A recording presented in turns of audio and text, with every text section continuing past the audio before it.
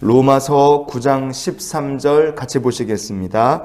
기록된 바 내가 야곱은 사랑하고 에서는 미워하였다 하심과 같으니라. 아멘. 하나님이 사랑하신 야곱과 미워하신 에서라 그랬습니다. 그러면 야곱이란 사람은 정말로 하나님께서 그렇게 전적으로 사랑을 주실 만한 자격이 충분한 사람이었느냐? 그렇지 않죠. 창세기 27장의 35절 말씀을 우리 같이 보시겠습니다. 이삭이 이르되 내 아우가 와서 속여 내 복을 빼앗았도다. 아멘. 야곱은 아버지를 속이고 장자의 축복을 가로챘습니다. 그리고 형도 속였어요. 나중에 가면 외삼촌 라반도 속입니다. 야곱이란 사람을 보면 굉장히 이기적이고 심지어 간사하다는 생각까지도 들 수 있습니다.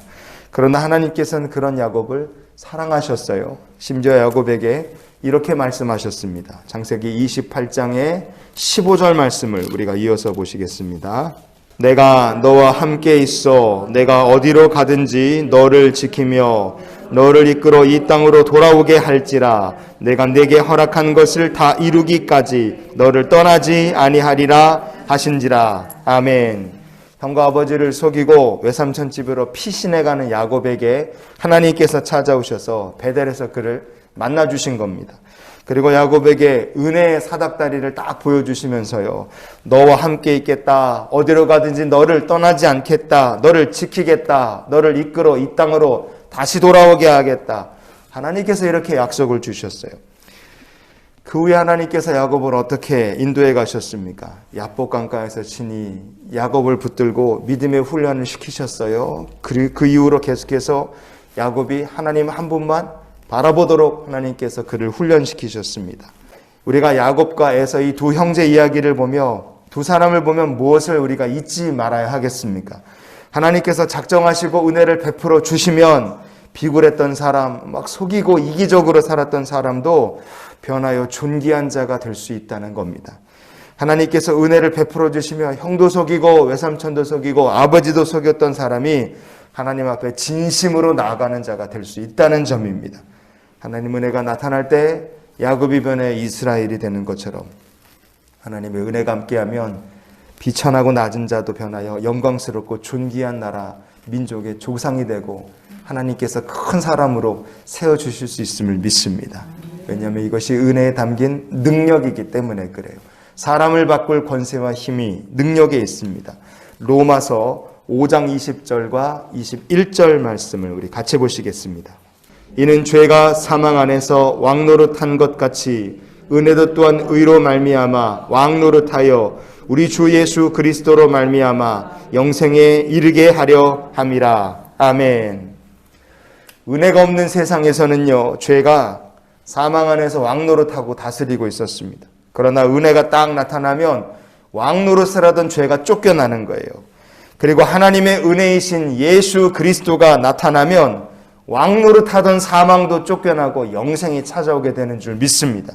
이 로마서 말씀은 그래서요, 반드시 결국에는 마지막에는 누가 이기느냐? 하나님의 은혜가 승리한다는 걸 이야기하는 거예요. 왜냐? 하나님의 은혜는 강력하기 때문에 그렇습니다.